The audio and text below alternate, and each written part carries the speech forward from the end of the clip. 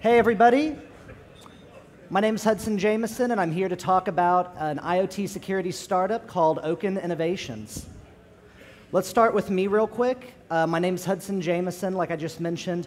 I've been involved in blockchain since around 2011 in college, messing around with some Bitcoin stuff.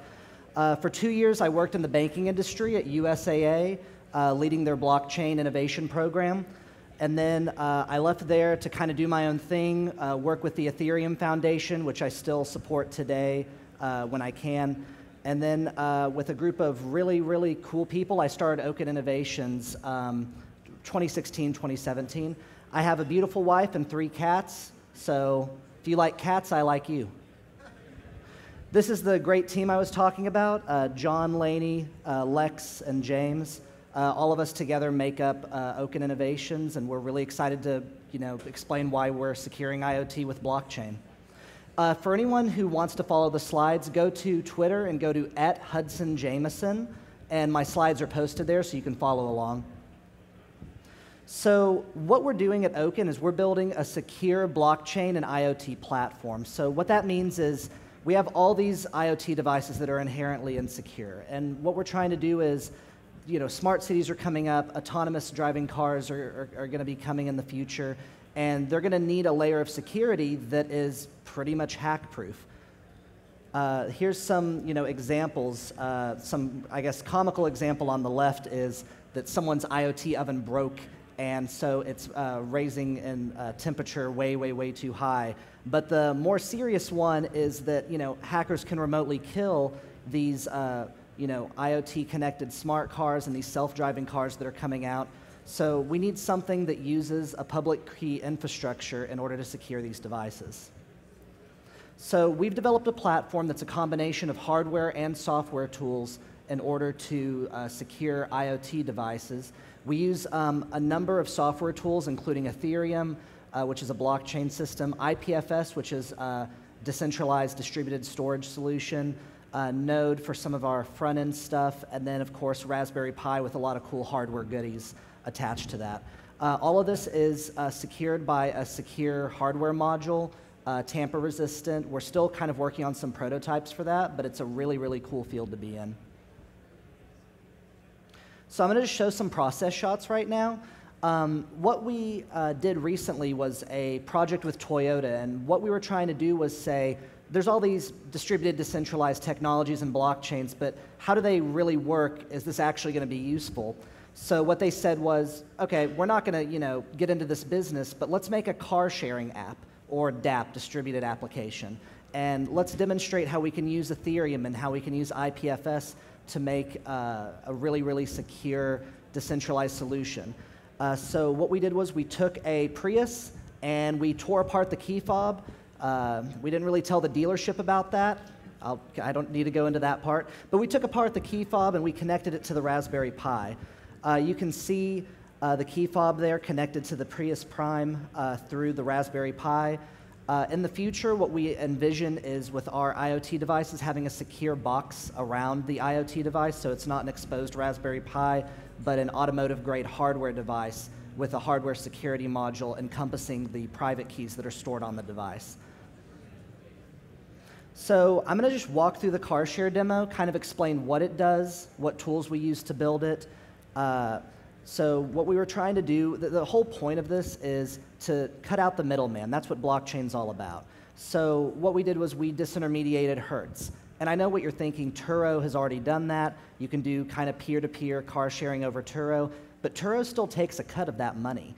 So why should we have a middle party if you want to share your car with another friend or someone you trust, and you can have these new blockchain reputation systems that make trading your assets or locking your assets secure. So we built this in collaboration with Toyota. The backend was almost entirely decentralized technology. The one exception was we had to use a pub/sub protocol in order to quickly lock and unlock the car. But recently, IPFS has come out with a new tool that's going to make that a lot easier. We used Ethereum, MetaMask, Infura, Solidity, IPFS, and MQTT, which is a in-house product that we're doing for secure pub/sub signaling from the car to the user's phone. So that first page was just a welcome screen. Now we're actually at the rent-a-car screen, where you can go and you can see cars in your area that are able to be rented. You log in using your Ethereum account, which is just a public-private key. Anyone who's had a blockchain wallet can understand that jumbled up mess of letters and numbers that make up your wallet address. What we did was we put one of those addresses on the box in the car, and that gave the car its own identity. It's now its own entity that can interact with smart contracts and pay for itself going through tollways or schedule itself to be rented. This public key cryptography makes these self-sovereign identity use cases really, really exciting. It pushes the security client side, so you don't have a traditional infrastructure that stores your keys like if you're logging into Google. The hardware, like I mentioned, was a Raspberry Pi, GPS antenna, and a hacked key fob. The front end was a React Native app. We had to build a custom IPFS React Native component for that.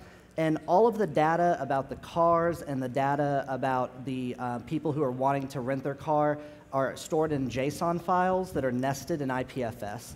So we use this decentralized storage because it's a lot cheaper to use IPFS for ephemeral storage than it is to, spin up an AWS instance.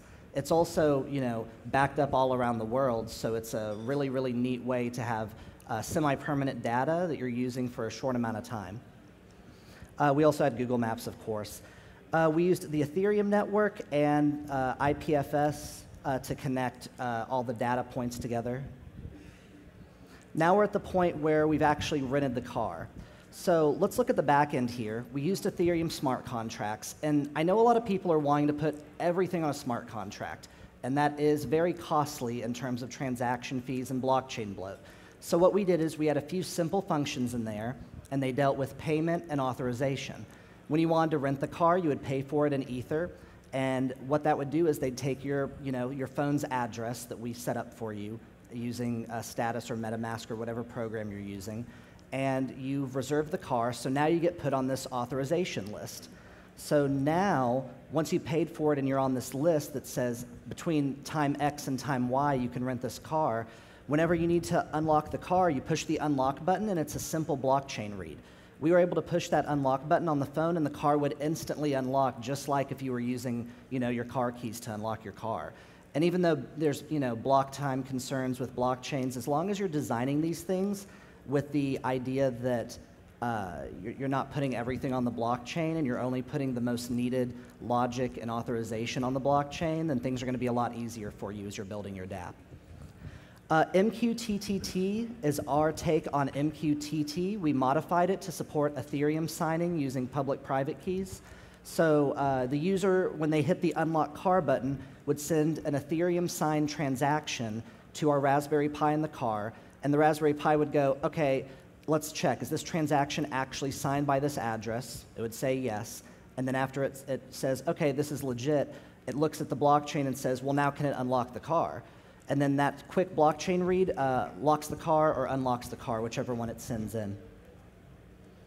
The value of this Acorn technology is that you can have this public key infrastructure set up to secure your IoT devices, smart cars, smart homes, and because of the fact that you can use HSMs to secure your private key, it makes this impenetrable little device that can have an identity, that can have value, that can store and transfer value, and that can act on its own using these smart contracts. You can think about car owners monetizing excess capacity, like a carpooling app. Maybe a data market that the cars share data with vendors and the drivers make money from that data being shared. And of course, like a Carfax-style car history is another one that would be really interesting to have this IPFS component storing data on the blockchain. So there's a kind of a map of where Oaken's going to be. We're really busy this month, so we'd love to come out, for you guys to come out and see us. There's my information, my Twitter and the website. Come check out our website. We have a lot of cool videos that explain this in a little bit more detail with some nice images of me driving around in a car. So go ahead and take some pictures. This is my contact information. I've had a great time talking to you guys today. Come find me. I'll give you my card. Thank you.